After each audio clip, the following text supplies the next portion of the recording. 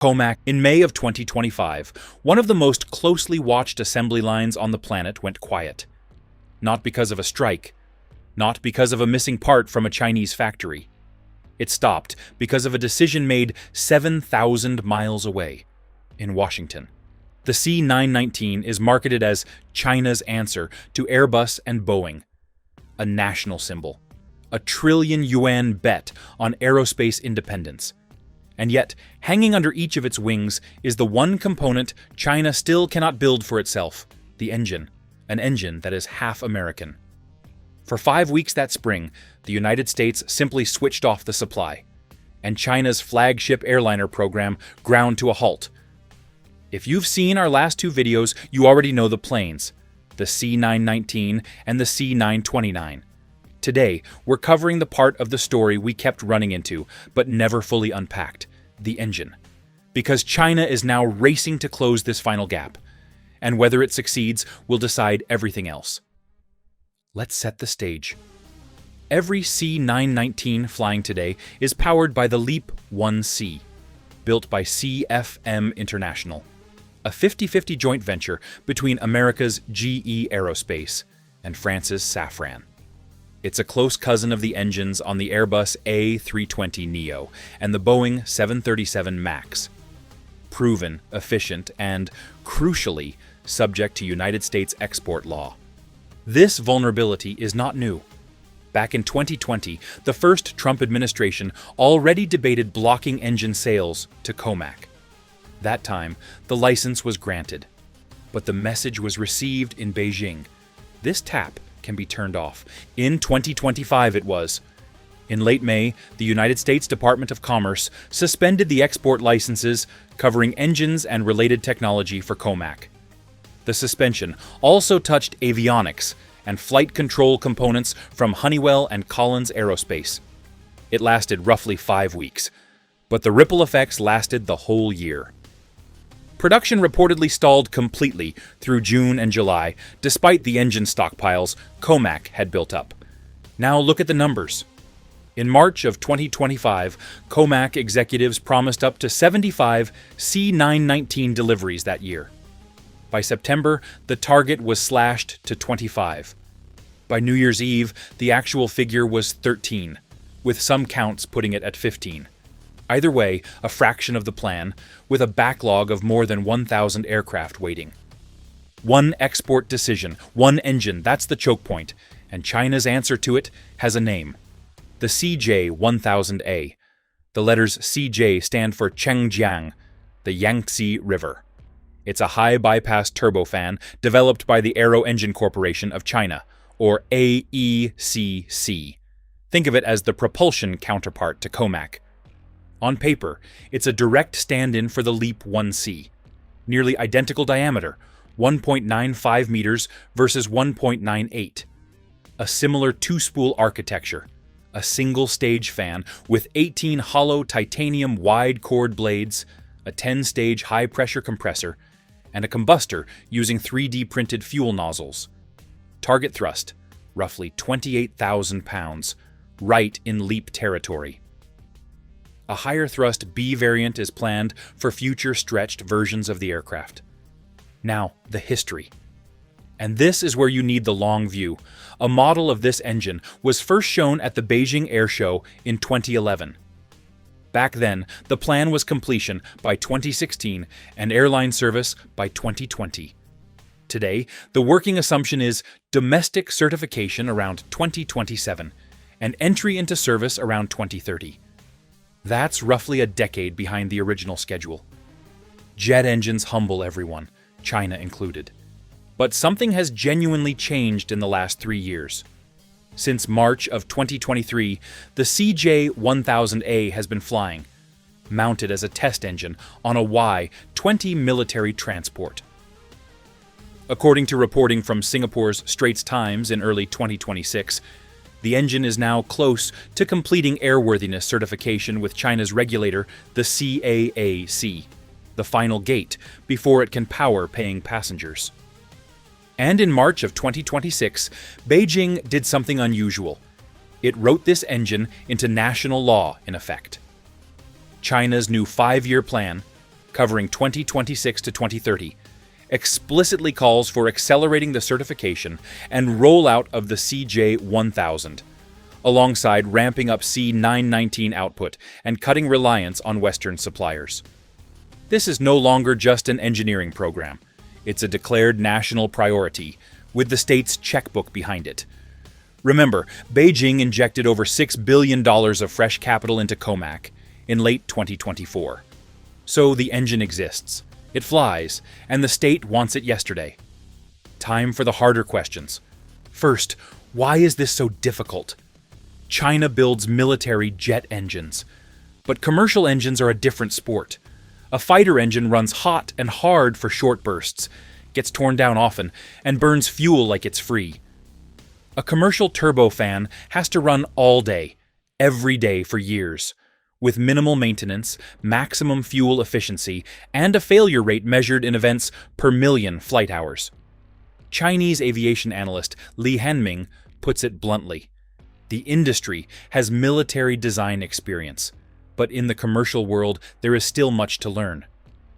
Second, the integration problem. You can't just unbolt a LEAP and bolt on a Changjiang. Fitting the CJ1000A to the C919 requires redesigning the aircraft's engine control systems, a significant engineering program in its own right, on top of the engine itself. The airframe and the engine have to be recertified as a combination. Now, the honesty beat, and here we need to be careful about who is saying what. The glowing progress reports mostly come from inside the system. Shi Jianzhong, a former COMAC executive, says the engine, quote, fared better than my most optimistic expectations. Wu Guowei of AECC says it will power C919 verification flights, quote, soon. A senior academician told state television the progress was very positive.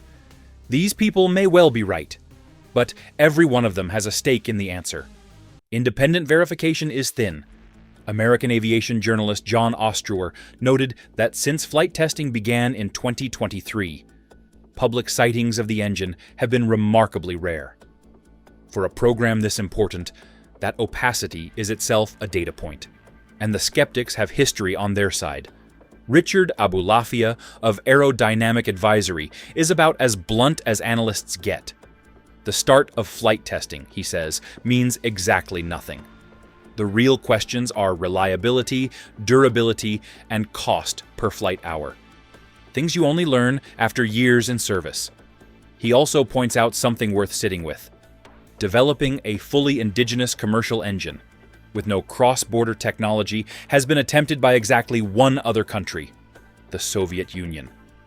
And the results were dismal. Soviet airliners burned more fuel, needed more maintenance, and never competed globally. Will China get a different result from the same playbook? That is the trillion-yuan question. But here's the counterintuitive part, and I think this is the key to the whole story. Chinese experts carefully describe the CJ1000A as a backup, not a replacement. That framing is diplomatic fiction. A backup engine that holds a CAAC-type certificate becomes a replacement the instant the primary engine becomes unavailable. And Washington has already demonstrated, twice, that it can make the primary unavailable at will. In other words, every export restriction makes the domestic engine more valuable, not less. The United States may have done more to guarantee the CJ1000A's future than any Chinese planning document ever could. Play this forward, and three groups need to pay attention. First, CFM, and especially Safran.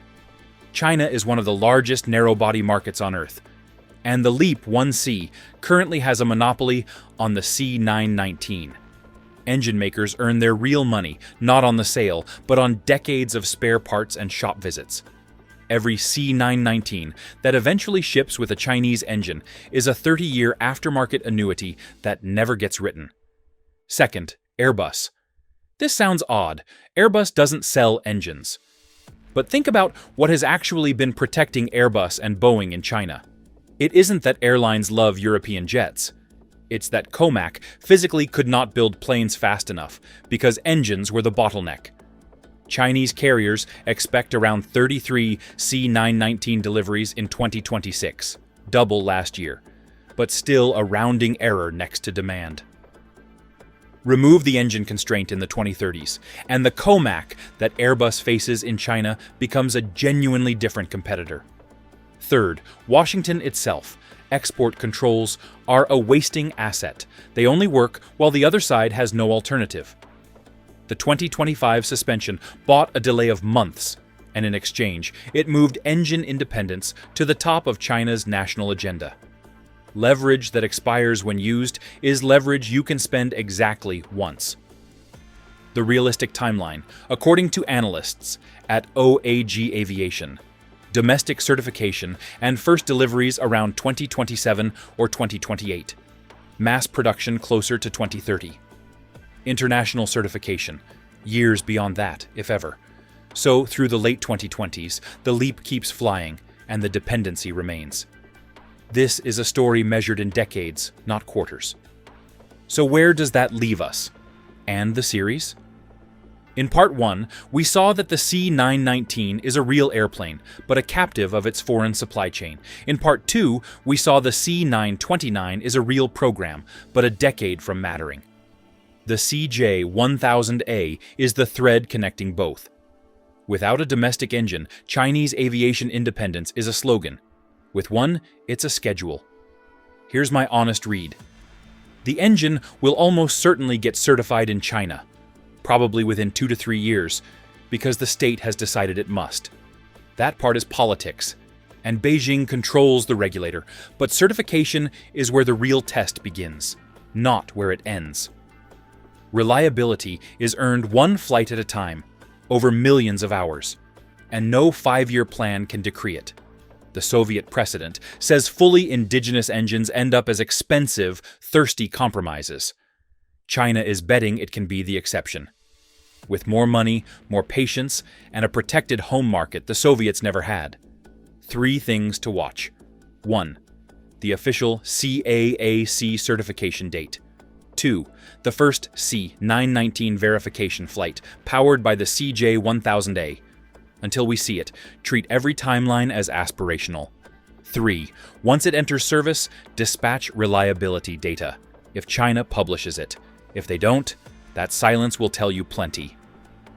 That's the 3rd chapter of our Chinese aviation series. If you haven't seen the first 2, the C919 story and the C929 deep dive, they're linked below and in the end screen.